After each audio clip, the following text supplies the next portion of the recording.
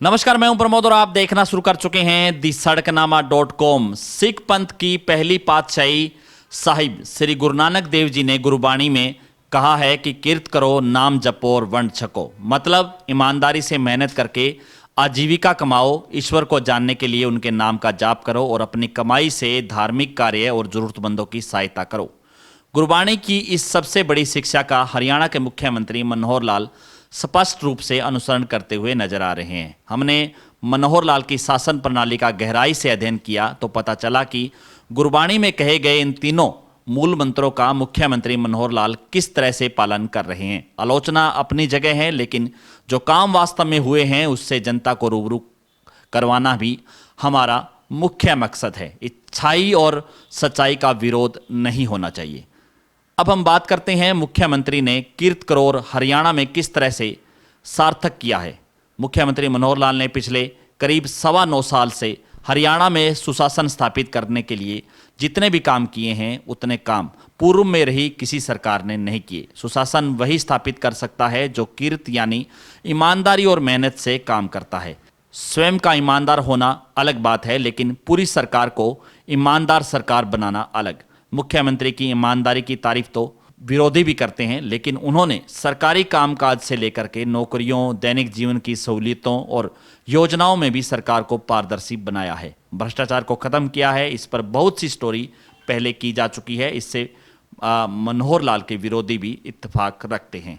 हमने पहले भी चर्चा की है कि मनोहर लाल सरकार ने किस तरह सरकारी कामकाज में पारदर्शिता लाने के लिए लगातार ऑनलाइन प्रणाली को बढ़ावा दिया। विपक्षी जहां हरियाणा की पोर्टल सरकार की बताकर हमला करती है, वहीं सच्चाई तो यह है कि जनता इसका स्वागत कर रही है। सरकारी विभागों और योजनाओं में भ्रष्टाचार खत्म करने के लिए उन्होंने सरल पोर्टल पर 54 विभागों की 675 योजनाओं और सेवाओं को ऑनलाइन किया है।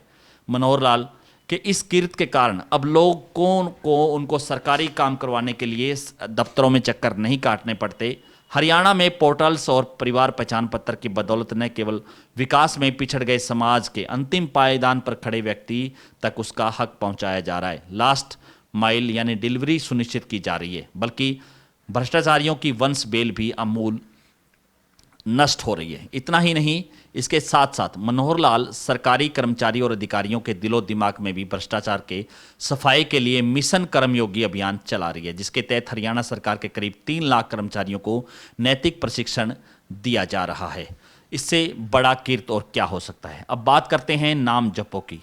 2014 में सरकार बनने से ही मनोहर लाल हरियाणा में सिख पंथ के गौरवशाली इतिहास से जुड़ी स्मृतियों को दुनिया में सामने लाने का प्रयास कर रहे हैं। इसके प्रति उन्होंने अपनी आस्था एवं श्रद्धा का प्रकटीकरण भी कर रहे हैं। सिख पंथ के प्रति मनोहर लाल बचपन से ही आस्था रखते हैं। गुरुओं के प्रत्येक प्रकाशोत्सव को लेकर के मनोहर लाल आप किसी न किसी गुरुद्वारे का मत्था टेकते हुए जरूर देखे होंगे, और इसी से पता चलता है कि सिख पंथ के 10 गुरुओं का हरियाणा की धरती पर कितना जुड़ाव रहा है। मुख्यमंत्री मनोहर लाल ने बाबा बंदा सिंह बहादुर से जुड़े हुए स्मारक बनाने के लिए 20 एकड़ जमीन में यमुनानगर में तय की है। इतना ही नहीं, कुरुक्षेत्र में के पिपली में नज़दीक सभी गुरु महाराजों से जुड़ी हुई निशानियों के म्यूजियम बनाने के लिए भी अलग जगह चयनित की है, ताकि लोग, खासकर युवा, हमारे गुरुओं की शिक्षा से प्रेरणा ले सके, उसे अपने जीवन में उतार सके। श्रद्धालुओं को कुरुक्षेत्र के पास 48 कोस के तीर्थों का भ्रमण करवाने के लिए बसों की सुविधा शुरू करवाने के लिए भी पहल मुख्यमंत्री मनोहर लाल ने की है। मुख्यमंत्री मनोहर लाल के प्रयासों से नवंबर 2017 में श्री गुरु गोविंद सिंह जी के 350वें प्रकाश उत्सव पर जगाधरी की अनाज मंडी में भव्य ज्ञानवर्धक प्रदर्शनी में डिस्प्ले बोर्ड पर गुरु नानक देव जी द्वारा आरंभ की गई सिख फिलोसफी से लेकर के बाबा बंदा सिंह बहादुर द्वारा यमुनानगर और हिमाचल की सीमा पर 7200 एकड़ क्षेत्र में स्थापित पहली सिख राजधानी के इतिहास को चित्रों और प्रदर्शित किया गया है। ईश्वर का नाम जपने का इससे बेहतर तरीका और क्या हो सकता है। अब बात करते हैं वर्ण छकों पर। इसका मतलब तो हम पहले ही भी आपको बता चुके हैं। इसका अर्थ है अपनी कमाई से धार्मिक कार्य और जरूरतमंदों की सहायता करनी चाहिए। इससे भी मनोहर लाल ने जमीन पर उतार कर काम कर दिखाया है। इसे मैं आपको एक उदाहरण के जरिए बता रहा हूं कि हरियाणा में पहले गरीब परिवार के बच्चे के लिए सरकारी नौकरी हासिल करना किसी सपने से कम नहीं था, क्योंकि प्रदेश में रही पूर्व की सरकारों में राजनेताओं की सिफारिश और बिना पर्ची बिना खर्ची कि किसी को भी सरकारी नौकरी नहीं मिलती थी। पूर्व की सरकारों द्वारा सरकारी नौकरियों में भी की गई बंदरबाट की वजह से प्रदेश के कई नेता जेल की हवा भी खा चुके हैं। पहले भी सरकारों हर सरकारी भर्ती में भ्रष्टाचार होता ही था, लेकिन अब प्रदेश में सब कुछ बदल चुका है।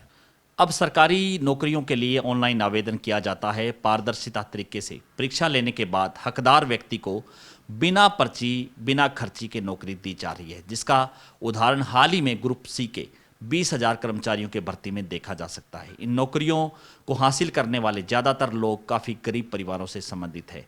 न तो यह लोग पर्ची खर्ची देने का सामर्थ्य रखते हैं और न ही इनके पास किसी राजनेता की सिफारिश है।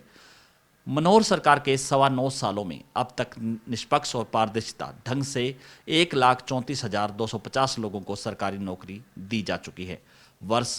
पिछले वर्ष 60,000 और युवाओं को सरकारी नौकरी देने का लक्ष्य रखा गया था, जिसमें 20,000 नौकरी हाल ही में दी गई है। 21,217 नौकरियों की प्रक्रिया भी जारी है। इतना ही नहीं, मुख्यमंत्री मनोहर लाल सरकार परिवार पहचान पत्र के जरिए 45 लाख परिवारों को 397 योजनाओं और सेवाओं का घर बैठे लाभ दे रही है। 30 लाख से ज़्यादा परिवारों को 5 लाख रुपए तक सालाना मुफ्त इलाज दे रही है। ऑटोमेटिक तरीके से घर बैठे 39 लाख बीपीएल राशन कार्ड धारकों के 54 लाख आयुष्मान कार्ड बनाए गए हैं। सीएम विंडो के जरिए 12 लाख से अधिक शिकायतों का समाधान किया गया है।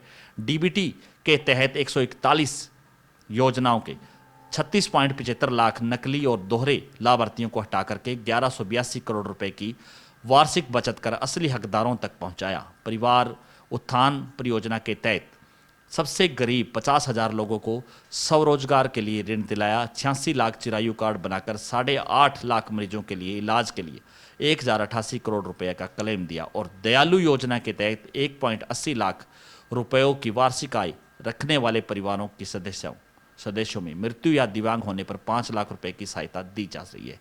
इसके अलावा बुजुर्ग, विधवा और दिव्यांगों को देश में सबसे ज़्यादा 3,000 रुपये मासिक पेंशन मनोहर लाल सरकार ही दे रही है। ये तो चंद उदाहरण हैं। मुख्यमंत्री मनोहर लाल द्वारा ऐसे हजारों काम जरूरतमंदों की सहायता के लिए किए जा रहे हैं, तो वर्ण छक्कों का इससे अच्छा और महत्वपूर्ण उदाहरण क्या हो सकता है। मतलब स्पष्ट है कि गुरबाणी के तीनों संदेश को मुख्यमंत्री मनोहर लाल ने स्वयं और अपनी सरकार के माध्यम से हरियाणा की धरती पर उतारने के लिए सब कुछ झोंक दिया है। इसका असर भी गरीब की जिंदगी में दिखाई दे रही है।